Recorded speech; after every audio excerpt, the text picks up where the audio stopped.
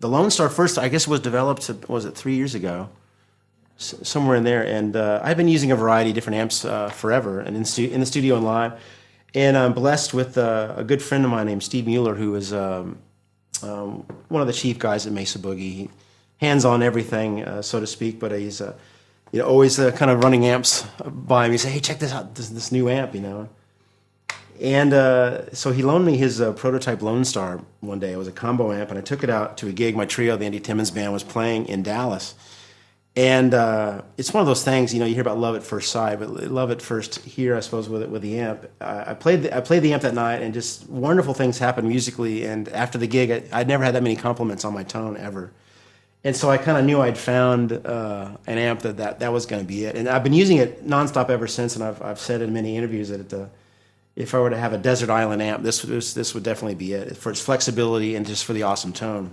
As you've heard, the clean channel is stellar, 6L6, just great, clean.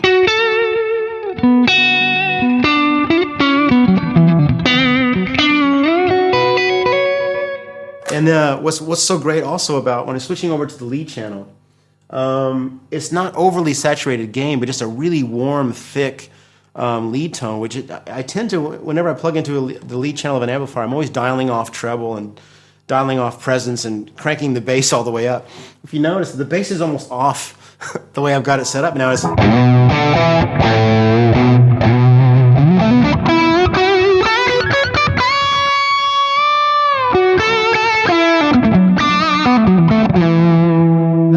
That's without any pedals in front of it. That's just the tone of the Lone Star itself with the echo and the loop. Of course, we're in a small studio right now, so the amp really isn't even on. But even at this level of volume, it's just unbelievable.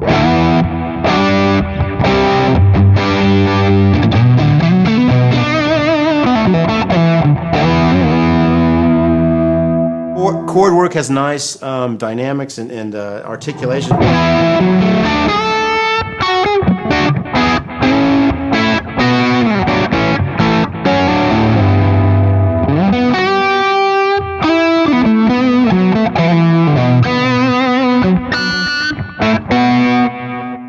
Okay, so now I'd like to explain the stiletto and how I'm running that. It's a wonderful, wonderful EL34 based amp, which I believe is Mesa's first EL34 based amp.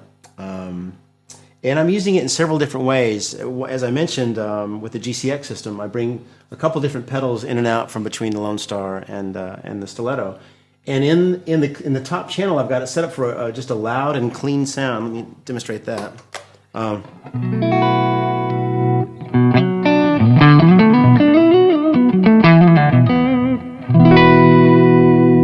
It's a great killer clean sound for EL34s. It's amazing.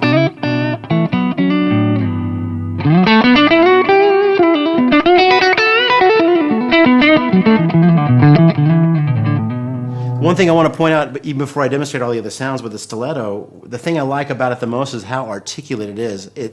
It's a very fast amp. It's such a high plate voltage that it's just very immediate. I mean, every little thing that I try to pull out of it, it happens exactly at that moment. So a lot less sad.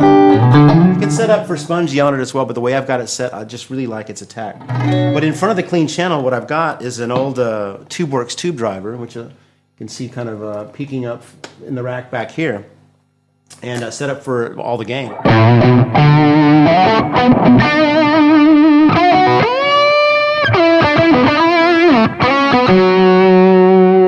And it's a tube-driven distortion device, so it has another really nice, warm, fat quality to it.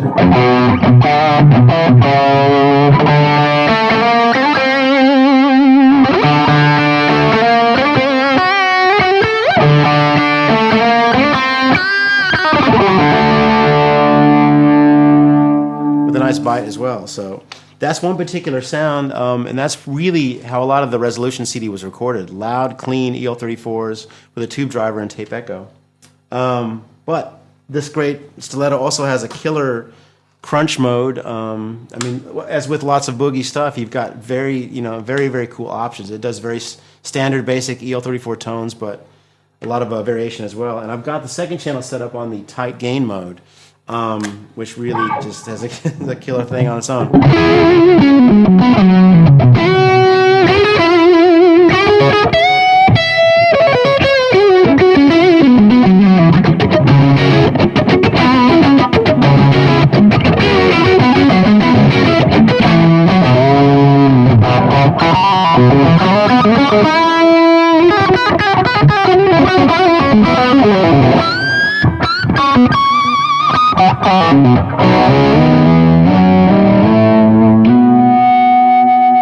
So, I'm quite pleased with my variety of tones here, and but just check it out when you get a chance. I think you'll really enjoy it.